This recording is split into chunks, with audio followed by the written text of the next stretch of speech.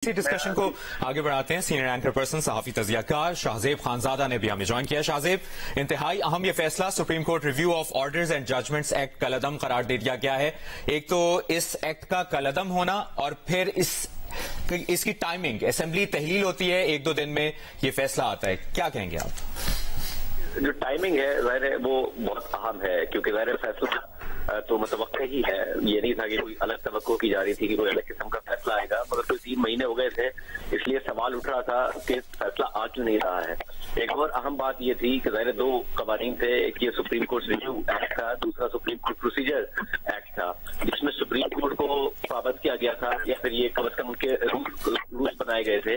कि जो बेंचेस बनेंगे वो सिर्फ और सिर्फ चीफ जस्टिस का अख्तियार नहीं होगा, बल्कि जो टॉप 3 सीनियर मोस्ट जजेस हैं उनकी कमेटी फैसला करेगी। और ज्यादा जब वो 3 कमेटी फैसला करती तो उसमें जस्टिस फाइल ऐसा और जस्टिस सरदार तारिक मसूद होते और फिर चीफ जस्टिस ये बेंचेस ना बना पाते अपनी मर्जी के। मगर वो जो जजमेंट था वो जो लॉ था वो पहले, मगर उस पर तो फैसला रिजर्व हुआ, बल्कि हम देख रहे हैं कि बार बार उसकी जो है वो समाप्ति नहीं रखी जा रही है। मगर ये जो बाद में लॉ आया था इस पर समाप्ति भी हो गई और इसका फैसला भी महफूज हो गया। हालांकि हमें नजर आ रहा था कि सुप्रीम कोर्ट के अंदर से जो सुप्रीम कोर्ट प्रोसीजर एक्ट है उसके ऊपर बार बार जजेस जो है वो भी कह रहे थे कि जी आप इसका फैसला कर दें। जैसे फाइज ईसा और जैसे सरदार तारिक मसूद तो बेंच में भी नहीं बैठे कि जी पहले उसका तो फैसला कर दें, मगर उसका फैसला भी नहीं किया, महफूज भी नहीं किया, क्योंकि उस पर चीफ जस्टिस के अपने इख्तियारात का मामला उठ रहा था। मगर ये जो दूसरा एक्ट था इसका फैसला भी महफूज हो गया और आज सुना भी दिया गया है। उस 3 रुकनी बेंच ने सुनाया है जिसमें तकरीबन 80 से 90% पॉलिटिकल नोयत के केसेस सुने हैं। तो जो टाइमिंग है वो मामले को अनफॉर्चुनेटली मजीद सियासी बना देती है कि असेंबलियां खत्म हो गई हैं, उसके अगले दिन आपकी तरफ से फैसला सुनाया गया है, क्योंकि असेंबली अब इस हवाले से कुछ कर नहीं सकती है। असेंबली के पास कोई इख्तियार नहीं रह गया, क्योंकि असेंबली तो अब एग्जिस्ट ही नहीं करती है। चीफ जस्टिस साहब के जाने में कोई 1 महीना 5 दिन का वक्त रह गया है, उससे पहले वो ये फैसला सुना कर जा रहे हैं। क्योंकि अगर ऐसा ना होता तो जो बहुत सारी ऐसी जजमेंट्स जिन पर सवालात उठते रहे हैं कि जी वो सियासी नोयत की थी, उन्होंने पाकिस्तान के आइन को भी मुतासिर किया। इस जजमेंट के आखिर में भी लिखा हुआ है जो आज फैसला आया है कि जी आइन से मुकम्मल तौर पर मुताबिकत नहीं रखता ये जजमेंट और इसके जो मुख्तलिफ सेक्शंस हैं। मगर खुद सुप्रीम कोर्ट के ऐसे बहुत सारे फैसले हैं जिसमें 63A का फैसला भी शामिल है, जिसके ऊपर सवाल बेंच के अंदर से उठ गया था कि जी आपने कॉन्स्टिट्यूशन रीराइट कर दिया है। अगर रिव्यू अपील के तौर पर देखी जाती तो मुतादिद ऐसे मामला थे और जाहिर उसके लिए जो बेंच है वो भी सिर्फ उन जजेस का ना होता जिन्होंने फैसला दिया है, बल्कि बड़ा बेंच होता। तो बहुत सारे ऐसे मामला थे जिसमें चीफ जस्टिस साहब हो उन्होंने अपनी सरबराही में जो बेंचेस बनाए, जिसमें ज्यादातर ये 3 रुकनी बेंच ही हुआ करता था, उसके ऊपर सवालात उड़ जाते और वो फैसले रिवर्स भी हो सकते थे। तो जाहिर है ज्यादा अहमियत इस जजमेंट में इसकी टाइमिंग और जिसके साथ पॉलिटिक्स एसोसिएटेड है उसकी है। जो दूसरी बात वजीर कानून साबिक वजीर कानून साहब ने की और अंसार अब्बासी साहब जाहिर ये कह रहे थे कि इस पर सवालात हैं, बिल्कुल सवालात हैं, क्योंकि वजीर कानून साहब की और हुकूमत की राय रही कि जो अब हमने लेजिस्लेशन कर दी है इसलिए 5 साल की सिर्फ डिस्क्वालिफिकेशन है। मगर वकला की राय जरूर है, ये कानूनदानों की राय है कि आप लेजिस्लेशन से सुप्रीम कोर्ट का फैसला नहीं रिवर्स कर सकते हैं कि नवाज शरीफ साहब को 5 साल की नाअहली के बाद इख्तियार मिल जाएगा। मगर क्योंकि ऑब्वियसली वो अभी तक अदालत में चैलेंज नहीं हुआ, क्योंकि अब तहरीक इंसाफ का भी इंटरेस्ट आ गया है कि वो भी चाहते हैं कि इमरान खान साहब की भी अगर चीजें इसी तरीके से चलती हैं तो नाअहली का हयात ना हो जाए। तो मामला अभी तक चैलेंज नहीं हुआ है, तो ये दावा बरकरार है। मगर अब मुस्तकबिल में देखना होगा 1 महीने 5 दिन बाद जब एक नए चीफ जस्टिस आते हैं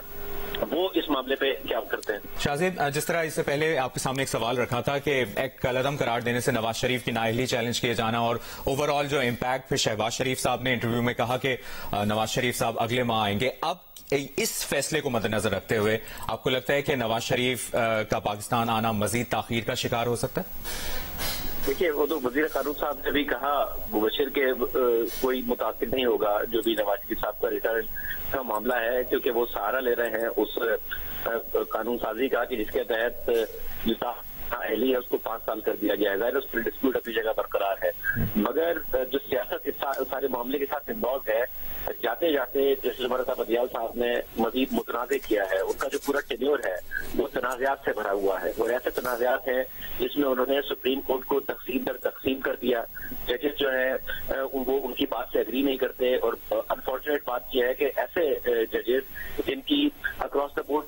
आती है कि ये कॉन्स्टिट्यूशन की बात करते हैं, बायतक बात करते हैं, सियासत में मुदाखलत की बात नहीं करते हैं, जैसे मंसूर अली शाह, जैसे याया आफरीदी, जैसे सरदार तारिक मसूद,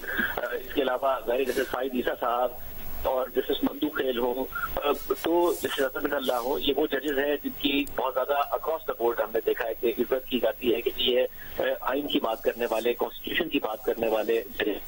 उनका इख्तिलाफ हमें नजर आया है, तकसीम नजर आई है। पूरे अपने टेन्योर में जस्टिस उमर बंदियाल साहब को फुल कोर्ट नहीं बुला सके, फुल कोर्ट बनाने का फुल कोर्ट का इजलास नहीं कर सके, फिर फुल कोर्ट बनाने का मुख्तलिफ जजमेंट्स वो नहीं कर सके। जजेस पर एतराज हुआ कि जी ये बेंचेस में ना बैठे, इनका बायस बरकरार है, मगर वो जजेस मुख्तलिफ बेंचेस में बैठे रहे। उन्होंने बेंच ऐसे बनाए, यही 3 रुकनी बेंच जिसने मुताबिक सियासी नौयत के फैसले दिए, आइन को रीराइट करने का उनके ऊपर इल्जाम लगता रहा और बाहर से नहीं लगा, बेंच के अंदर से लगता रहा। फैसले के मामले में जो बेंच के 5 रुकनी बेंच था उसमें से जजेस ने लिखा कि आप कॉन्स्टिट्यूशन को रीराइट करने जा रहे हैं, मगर जाहिर 3 रुकनी जो बेंच था जिसको हम ख्याल का नाम दिया जाता है उसकी बात में डोमिनेट किया 5 में से। तो ये जो टाइमिंग है कि जी पार्लियामेंट रही नहीं, आपने 3 महीने तक एक चीज महफूज रखकर उसका फैसला सुना दिया। दूसरा मामला जो सुप्रीम कोर्ट है वो बाकी तमाम इदारों को बताती है कि आपने जो फैसले करने हैं वो जमहूरी अंदाज में करने हैं। आपने मुल्क का वजीर आजम जो करोड़ों वोट लेके आता है उसको कहा कि जी आपका अकेले का फैसला नहीं हो सकता है, काबीना का फैसला, हुकूमत का फैसला कंसिडर किया जाएगा। ये आपने मुस्तफा केस में फैसला कर दिया, मगर अपने इख्तियार चीफ जस्टिस साहब जो है वो दूसरे जजेस के साथ शेयर करने को तैयार नहीं है। ये सुप्रीम कोर्ट प्रोसीजर एक्ट आया जिसके तहत चीफ जस्टिस को इस बात का पाबंद किया गया कि जी आप अकेले नहीं फैसला करेंगे कि कौन सा बेंच बनेगा, किस तरीके से बनेगा, क्या मामला होगा, बल्कि 3 सीनियर मोस्ट जजेस फैसला करेंगे। तो उस के खिलाफ, उस कानून के खिलाफ जो दरख्वास्तें हैं आपने वो आगे नहीं बढ़ने दे रहे हैं, उस पर समाप्ति नहीं होने दे रहे हैं। हालांकि जैसे फाइज ईसा साहब हो या जैसे सरदार तारिक मसूद हो वो कह चुके हैं। इसके अलावा जजेस के रिजर्वेशन मौजूद है कि एक कानून जो बना भी नहीं था सदर मुमलिकत ने, जिस पर दस्तखत भी नहीं किए थे, वो चैलेंज होता है, आप टेकअप कर लेते हैं और आपने उसको कानून को सस्पेंड कर देते हैं। कानून मुअत्तल हुआ है मगर आप उस पर समाप्ति नहीं कर रहे हैं। मगर एक कानून जो उसके बहुत बाद आया जिसमें रिव्यू को अपनी करार दी, उस पर एतराज हो सकता है कानून पर, मगर उसको आपने तेजी से सुना, फैसला रिजर्व कर लिया, 3 रुकनी बेंच बनाया और उसके बाद पार्लियामेंट खत्म होने के अगले दिन उसको अनाउंस कर दिया। क्योंकि मुताबिक ऐसे फैसले हैं जो अगर रिव्यू की जगह अपील में जाते हैं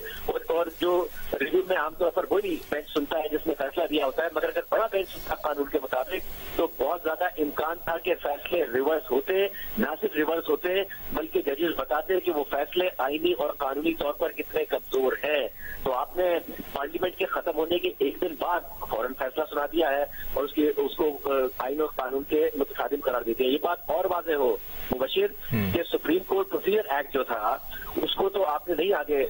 उसकी समातें हो रही हैं, मगर इसका फैसला महफूज किया। हालांकि जब ये कानून आया, उस कानून आने के बाद तो हमने देखा कि चीफ जस्टिस साहब ने अटॉर्नी जनरल से इस कानून की तारीफ की जिसको आज कलअदम करार दिया है। ये तो एक अच्छा कानून लगता है जिस कानून की आपने तारीफ की, और उसी तरीके से है जैसे 63A के फैसले में पहले चीफ जस्टिस साहब ने कहा था कि ये कैसे हो सकता है कि एक रुकने पार्लियामेंट वोट दे और उसका वोट ना गिना जाए, ये तो बहुत बड़ी ज्यादती होगी। ये चीफ जस्टिस उमर बंदियाल साहब के रिमार्क थे, मगर बाद में 63A का फैसला दिया कि जो भी वोट डाला जाएगा वो गिना नहीं जाएगा, जिसके नतीजे में पंजाब हुकूमत अमला से बात की गई और फिर हमने देखा कि बाद में पंजाब में क्या पूरा का पूरा क्राइसिस क्रिएट हुआ। इसी तरीके से चीफ जस्टिस उमर बंदियाल साहब ही है जो ताहयात नाअहली का फैसला लिख चुके हैं नवाज शरीफ के खिलाफ, मगर उसके बाद जब फैसल बाउटा साहब की ताहयात नाअहली के हवाले से समाअत हो रही थी कि वो ताहयात है या नहीं है, तो यही उमर बंदियाल साहब है जिन्होंने कहा कि ताहयात नाअहली तो एक जालिमाना बात होगी, तो कैसे हो सकती है। हालांकि खुद ने फैसला किया हुआ था नवाज शरीफ के खिलाफ के नाअहली ताहयात होगी। तो अपने इख्तियारात को सुप्रीम कोर्ट शेयर करने को तैयार नहीं है, मुल्क के वज़ीर आज़म को पाबंद किया हुआ है कि जस्टिस साहब, ऐसा नहीं है कि सिर्फ पार्लियामेंट से आवाज उठी है, ऐसा नहीं है कि सिर्फ कानूनी बरादरी बाहर से आवाज उठा रही है, भाई अदालत के अंदर से आवाज उठ रही है। अदालत के अंदर से बार बार कहा जा रहा है कि चीफ जस्टिस अपने सवाबदीदी इख्तियारात जो बेंच बनाने के हैं उनको जिस तरीके से इस्तेमाल कर रहे हैं उसकी वजह से अदालत में तकसीम बढ़ रही है, अदालत के फैसले कॉन्ट्रोवर्शियल हो रहे हैं, अदालत की समातें कॉन्ट्रोवर्शियल हो रही है, सिर्फ मखसूस जजेस को मखसूस फैसले और मखसूस केसेस दिए जा रहे हैं, जिसकी वजह से जो फैसले हैं उसके बारे में आप देखें सुप्रीम कोर्ट को कवर करने वाले जो रिपोर्टर्स हैं, सहाफी हैं, वो पहले बता देते हैं कि बेंच ये बनाए तो फैसला ये आएगा और फिर फैसला एन उसी के मुताबिक आता है। ये जो आज फैसला आया है इसके बारे में भी आप देख लीजिए कि सबने प्रेडिक्ट कर दिया था कि क्या फैसला महफूज हुआ है, क्या आना है, मगर जो चीज नहीं प्रेडिक्ट कर पाए थे, जिसमें हमें नजर आता है कि कुछ कदम आगे बढ़ी है मिस्टर मरहम बंदियाल साहब की सरबराही में सुप्रीम कोर्ट, वो ये थी कि जी जैसे ही पार्लियामेंट जाएगी, जैसे ही नेशनल असेंबली जाएगी, उसके अगले दिन फैसला सुना दिया जाएगा, क्योंकि नेशनल असेंबली तो फिर होगी नहीं कि उसमें कुछ तरमीम कर सके या दोबारा से कुछ कानून ला सके या फिर उसको प्रॉपरली चैलेंज किया जा सके या उस पर बात की जा सके। तो ऐसा लग रहा है कि अदालती फोरम से और माजूर के साथ कि एक सियासत ही है जो कि हो रही है, आइन और कानून तो कहीं पीछे रह गया। शाहजेब, अभी कुछ देर पहले हामिद मीर साहब भी अपने तज़किये में ये कह रहे थे कि ये सिलसिला अभी आगे बढ़ने वाला है, मजीद एक्ट्स हैं, उन्होंने कहा कि 3 एक्ट्स हैं जो कलअदम हो सकते हैं, करार दिए जा सकते हैं आने वाले दिनों में, ये सिलसिला बढ़ने वाला है। देखिए जी, अब तो देखते हैं कि सुप्रीम कोर्ट किस तरीके से आगे बढ़ती है, चैलेंज होते हैं, बेंच बनते हैं, किस तरीके से मामला आगे बढ़ता है, मगर हमने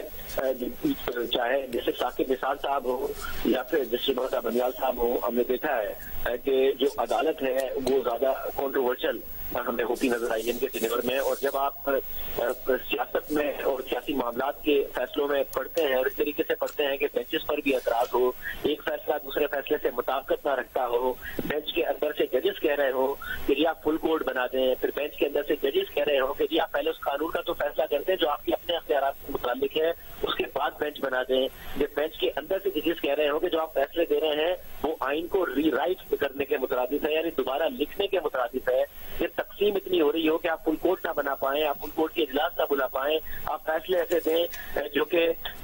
नजर आए कि एक प्रेसिडेंट नहीं सेट कर रहे हैं बल्कि एक दूसरे से